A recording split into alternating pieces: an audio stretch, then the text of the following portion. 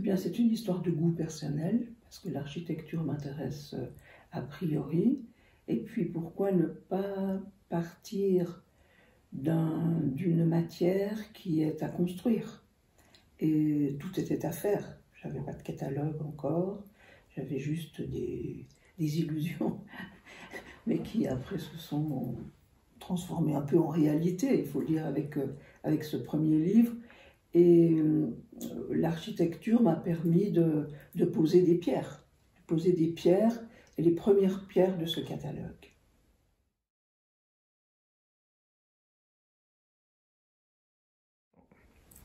Bon, ça c'était quand même un peu un pari, de parler de ce personnage qui n'est pas le personnage le plus sympathique de la Terre, qui avait bon, ses qualités, ses défauts comme tout le monde, mais qui était assez prétentieux, autoritaire, voilà.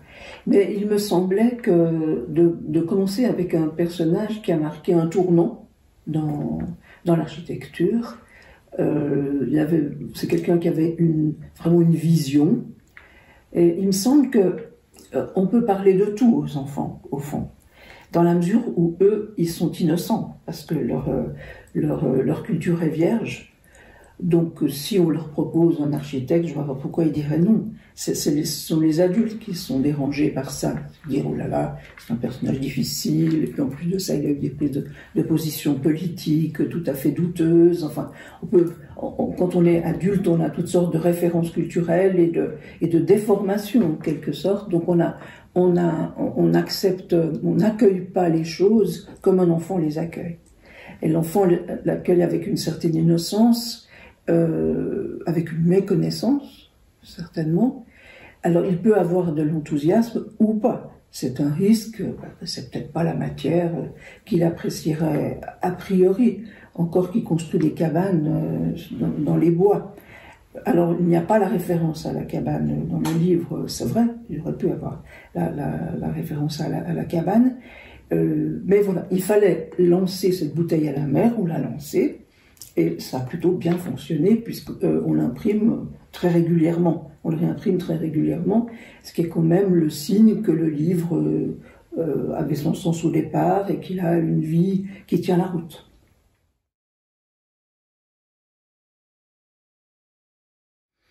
L'accueil de ce livre, comme je viens de le dire, est intéressant, puisqu'on l'a réimprimé.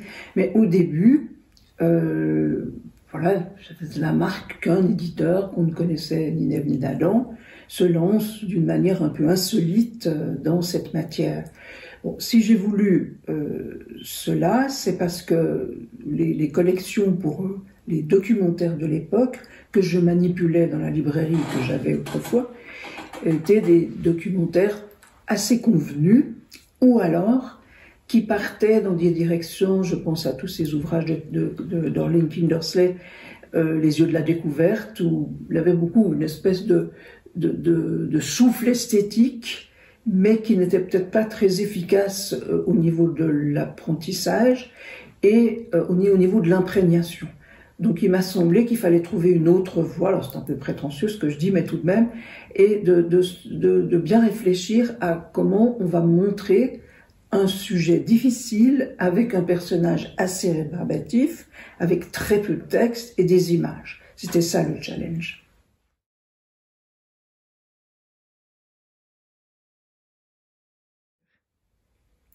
Oui, c'est un sujet qui est récurrent dans ma tête, et nous travaillons sur un nouveau projet donc qui sera plutôt lié aux bâtiments existants dans toutes sortes de pays, dans toutes sortes de veines architecturales, avec une autrice qui s'appelle Marie-Christophe Poitard-Arne, qui est urbaniste, qui écrit aussi des livres pour la jeunesse, des fictions, mais qui est de son métier urbaniste, et qui nous a proposé vraiment une approche intéressante, notamment en partant de la cabane, justement, en partant de la cabane et du vécu de l'enfant dans son immeuble, dans sa chambre. C'est une prise de conscience qu'il faut instiller en quelque sorte aux enfants, une prise de conscience que l'on est dans un lieu un lieu qui a été bâti et un lieu qui nous permet de vivre et dans lequel on est bien ou on n'est pas bien. Enfin, il y a toutes sortes de choix qui sont cachés dans chaque objet ou chaque paroi, chaque porte, chaque fenêtre de notre habitation n'est pas là par hasard. Et voilà, c'est une approche qui est plus fouillée que celle que nous avions pour Le Corbusier. Elle n'est pas focalisée non plus sur des personnalités d'architectes, mais plutôt sur des manières de construire. Manière de construire aussi bien l'habitation, de construire aussi dans le lieu. Qu'est-ce que ça veut dire de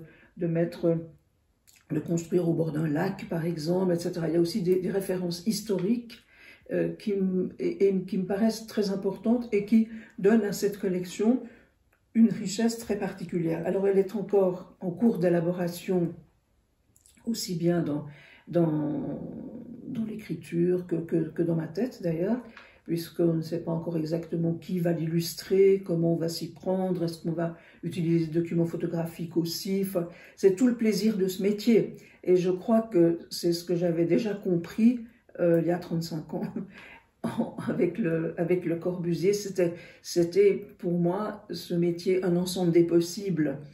Et l'architecture s'y prêtait tout à fait. Ça aurait pu être autre chose. Ça aurait pu être la nature, ça aurait pu être la peinture, ça aurait pu être la sociologie, enfin, que sais-je. Toutes les portes d'entrée sont possibles, d'autant, comme je le disais au début, que l'enfant vient en toute innocence et on peut abuser de cette innocence. C'est pas très heureux de cette formule, mais c'est un peu le cas dans un sens noble, que comme les portes sont ouvertes, les fenêtres, que l'air circule dans la tête de l'enfant et dans son cœur, alors profitons de ce souffle.